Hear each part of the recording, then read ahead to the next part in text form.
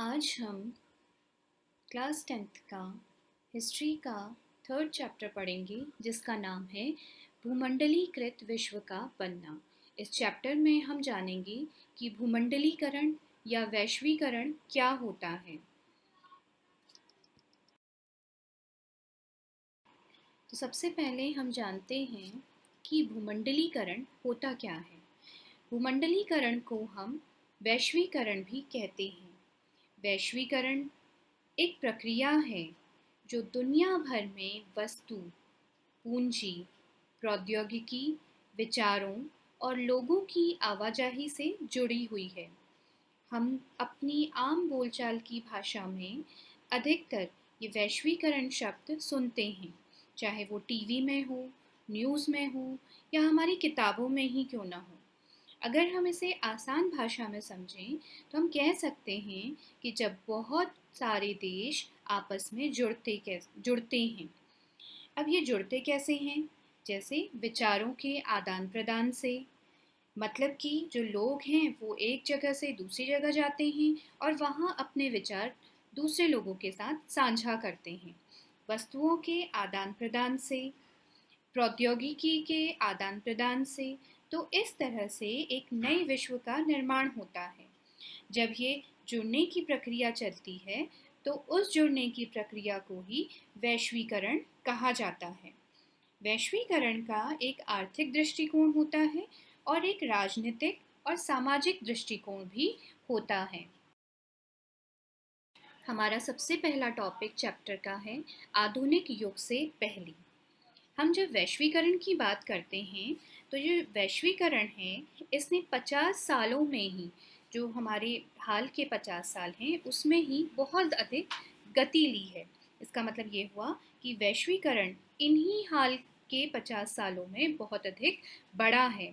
हालांकि यह जो प्रक्रिया है ये बहुत पुरानी है और बहुत समय से चलती आ रही है। इसलिए हम यह नहीं कह सकते हैं कि पुराना समय भूमंडलीकृत नहीं था। वह समय भी भूमंडलीकृत था, लेकिन वो अपने ही तरीके से भूमंडलीकृत था। जब वैश्वीकरण की हम बात करते हैं तो हम आज से 50 साल पहले होने वाली आर्थिक प्रक्रियाओं की बात करते हैं। पर इस चैप्टर में हम देखेंगे कि वैश्वीकरण का बहुत लंबा इतिहास है। किन किन चीज़ों का इतिहास है? जैसे व्यापार का, लोग पहले व्यापार के लिए एक जगह से दूसरी जगह जाते थे। प्रवास का, लोग अपनी जगह छोड़कर कहीं और भी रहने के लिए जाते थे। रोजगार की तलाश का, कई बार जो लोग थे वो अपनी जगह छोड़ते थे इस उम्मीद में कि नई जगह जाकर उन्हें रोजगार प्राप्त होगा। इसी तरह से पूंजी के आवागमन का भी या आवाजाही का भी, इन सब चीज़ों का बहुत लंबा इतिहास है। और भी कई चीज़ें हैं जिनके द्वारा प्राचीन समय में भी जो विश्व था वो भूमंडलीकृत हुआ था।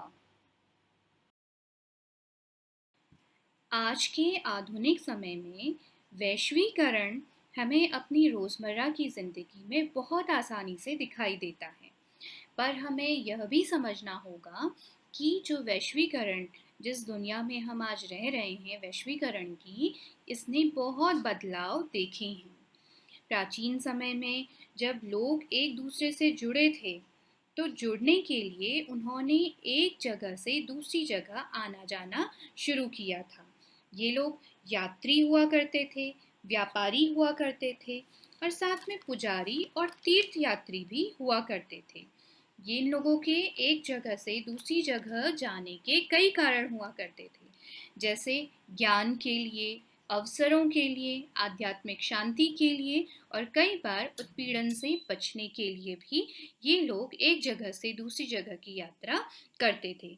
अगर हम ज्ञान की बात करें तो हो सकता है कि जिस क्षेत्र में वो रह रहे हैं उस क्षेत्र में वो सभी स्रोतों का अध्ययन कर चुके हों और वे उससे अधिक ज्ञान की तलाश में हों, तो इस वजह से वो अपनी जगह छोड़ते थे और दूसरी जगह जाते थे। या फिर कोई ऐसा समूह है जो वो ऐसे क्षेत्र में रह रहा है जहाँ पर उन्हें कई तरह की यातनाएं, शोषण या फिर किसी चीज़ की कमी झेलनी पड़ रही है, तो वे लोग भी उत्पीड़न से बचने के लिए अपने क्षेत्र को छोड़कर बाहर निकलते थे।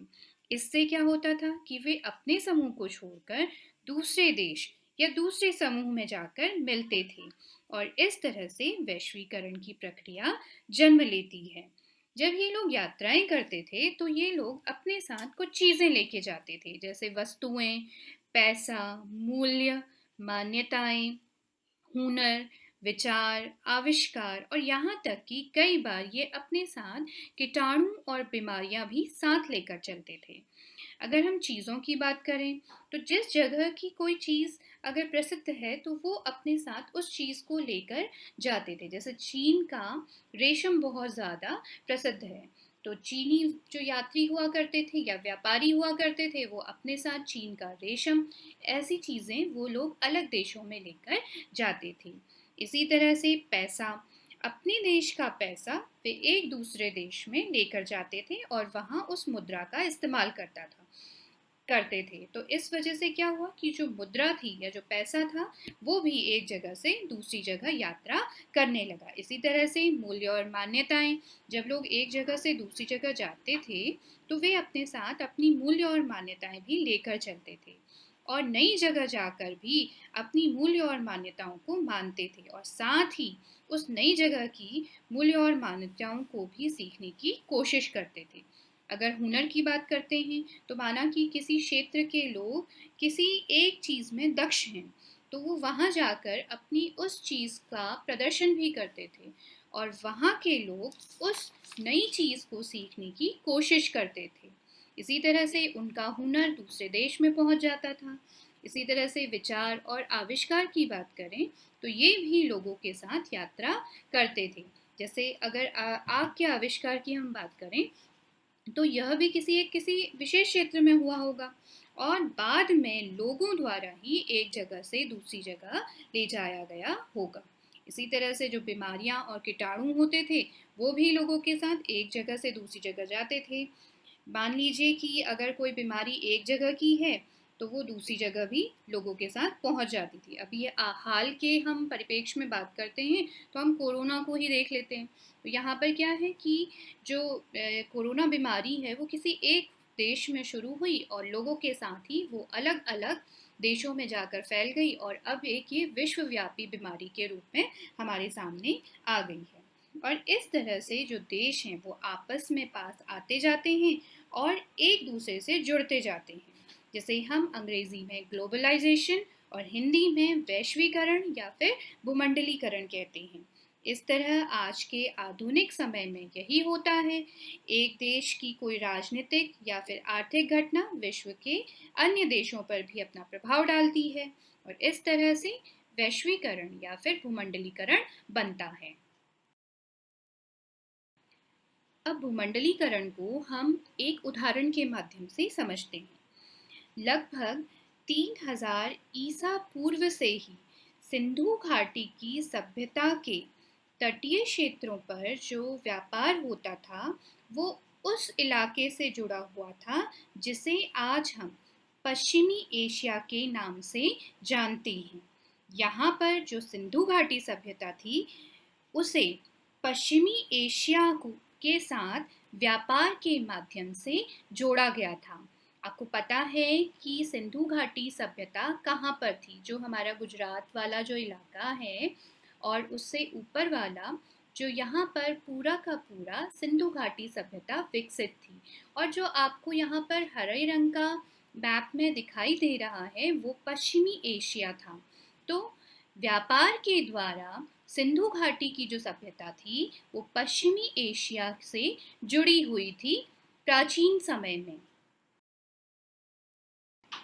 अगर हम प्राचीन समय की बात करें, मतलब 1000 सालों से भी पहले की बात करें, तो मालदीव में जो कौड़ियाँ मिलती थी वो चीन और पूर्वी अफ्रीका तक भी पहुंच गई थी और इन कौड़ियों का उपयोग मुद्रा के रूप में होता था। और ये भी एक उदाहरण बन जाता है देशों के आपस में जुड़ने का। अब एक और चीज़ यहाँ पे ध्यान देने वाली है कि जो बीमारी फैलाने वाले कीटाणु हुआ करते थे वो भी 7वीं सदी पुराने हैं और 13वीं सदी के बाद तो इनके प्रसार को साफ साफ देखा भी गया है। आज के समय में जो हम बीमारियां देख रहे हैं, पहले वो पूरे विश्व में नहीं हुआ करती थी, बल्कि कुछ ही क्षेत्र में हुआ करती थी। पर ये बीमारियां जो हैं वो धीरे धीरे लोगों द्वारा एक जगह से दूसरी जगह जाने लगी और उस क्षेत्र में भी फैलने लगी।